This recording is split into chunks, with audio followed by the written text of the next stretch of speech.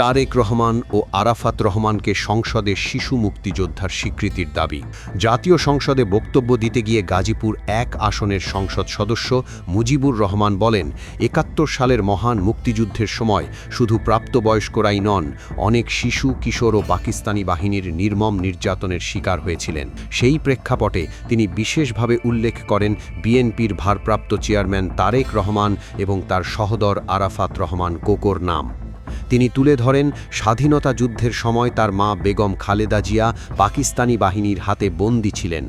একই সাথে তারেক রহমান ও আরাফাত রহমানও সেই বন্দিত্ব ও ভয়াবহ পরিস্থিতির অংশ ছিলেন।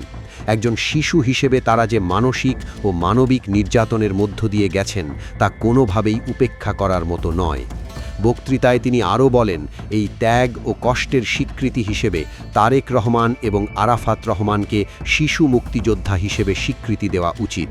এটি কোনো রাজনৈতিক উদ্দেশ্য নয়, বরং ইতিহাসের প্রতি ন্যায় বিচার প্রতিষ্ঠার একটি প্রয়াস।